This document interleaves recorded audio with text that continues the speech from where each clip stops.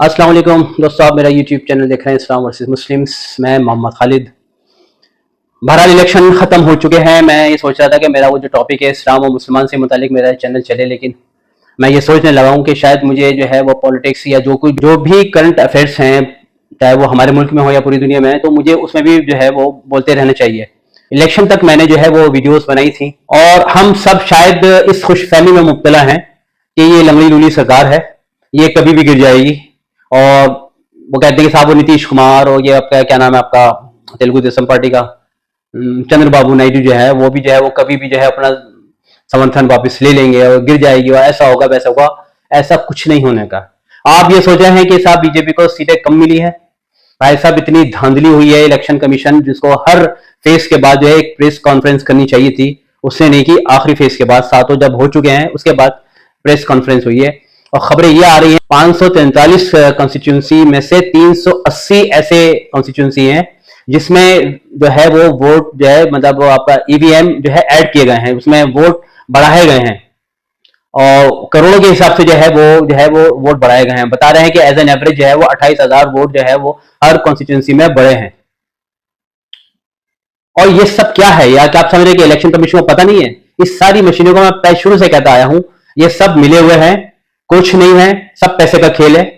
और ये पूरा पॉलिटिकल सिनेरियो जो भी है हमारे मुल्क में, कोई भी पार्टी हो, बगैर पैसे के बगैर कमीशनबाजी के कुछ नहीं होता है। और अब जो है वो मंत्री बनने का जो है वो चंद्रबाबू नायडू और आपके कौन से हैं वो नीतीश कुमार, वो भी कर रहे हैं कि हमें ये मंत्रालय चाहिए, हमें वो मंत्रालय चाहिए। ये मकसद क्या मंत्रालय हासिल करने का? ये जिम्मेदारी लेना चाहते हैं? भाई जिम्मेदारी को आदमी अवॉइड करता है कि भाई नहीं यार जिम्मेदारी का काम है, अगर कुछ गलती हो जाएगी तो हम पकड़े जाएंगे, ये है वो। ये जिम्मेदारी ले रहे हैं कि साहब ज्यादा से ज्यादा क्या है, क्या आपको पता है ये साथ क्या है? ये सिर्फ कमीशनबाजी है कि किस मंत्रालय में किस मिनिस्ट्री के अंदर ज्यादा कमीशनबाजी होती है। इसलिए मैं कह रहा हूं कि मैं इन खादी कुर्ता पजामे वालों को मैं बिल्कुल वोट नहीं देता था। और अब जो हालात बने हैं, मैं शायद उम्मीद लगाए बैठा हूं कि शायद अब मैं कभी वोट ना दूं। क्यों? ये सारी चीजें जो है सब घपलेबाजी है। 2 नंबर के इलेक्शन है ये। 140-150 करोड़ की आबादी वालों को ये नहीं समझ में आ रहा है कि ये हो क्या रहा, कहानी ये क्या हो रही है। आप क्या अभी भी देख ली क्या है भाई? परनाला तो वही बाहर ना, बीजेपी की हुकूमत बन गई ना। और आप भी समझ गए साहब वो बीजेपी जो है एब्सोल्यूट मेजोरिटी में नहीं आई है, अब तो ये हो जाएगा, अब तो वो हो जाएगा, कुछ नहीं होने का। देख लेना करते करते ये 5 साल गुजार देंगे। और नीतीश कुमार चंद्रबाबू नायडू जो आप सोच रहे हैं ना कि ये कर लेंगे, कुछ भी नहीं करने के, ये अंदर ही अंदर जो है अपना करेंगे। ये तो हुकूमत का एक हिस्सा है, ये जाने वाले नहीं यहाँ से। खैर बहरहाल मैं अपनी इस वीडियो में जितने भी सोशल मीडिया में जो लोगों ने बड़ी मेहनत की है, जिसमें मैंने 2-4 नाम भी बताए, खैर दसियों लोगों ने बहुत मेहनत की है सोशल मीडिया में अवेयरनेस के लिए कि वोट डालें और एंटी बीजेपी स्लोगन, ये सारी चीजें हुई हैं। उसमें खास नाम में रवीश कुमार, ध्रुव राठी हैं और ये आपके विशाल शर्मा हैं और ये कोई कौन है अंजुम। बहरहाल बहुत लोग हैं ऐसे जिन्होंने सोशल मीडिया के जरिए जो है इस आवाज को उठाया, इस बेईमानी जो खुल्लम खुल्ला हो रही है इलेक्शन कमीशन के जरिए वो सब उठाई, लेकिन कुछ नहीं हो रहा। क्यों कुछ नहीं हो रहा है? यूं नहीं हो रहा है क्योंकि जिसकी लाठी उसकी भैंस।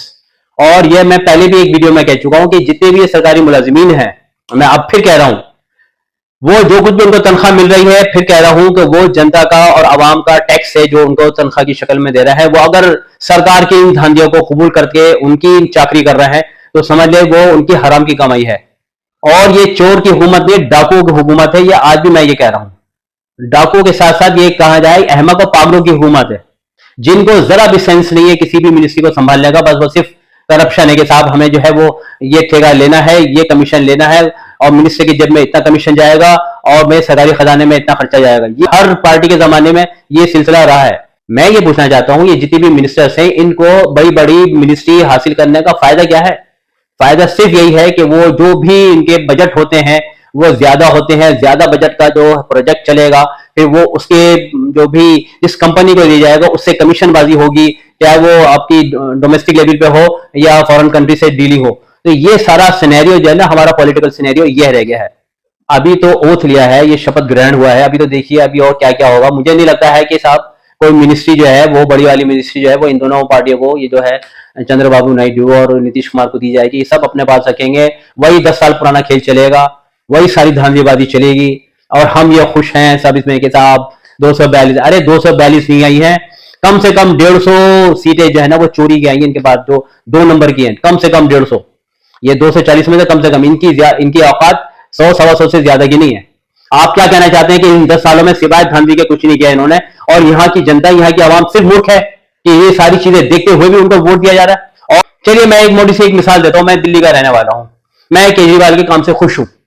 उन्होंने स्कूल सही कर दिए, हॉस्पिटल सही कर दिए, मोहल्ला क्लिनिक है, और यहाँ खवातीन के जो है लेडीज की जो है बस की जो किराया वो माफ कर दिए, बिजली माफ कर दी, पानी का सिलसिला है, सारे काम जो है वो अच्छे कर दिए हैं। और ये दूसरी मरतबा भी बहुत अच्छी मेजोरिटी से जो है वो असेंबली में है।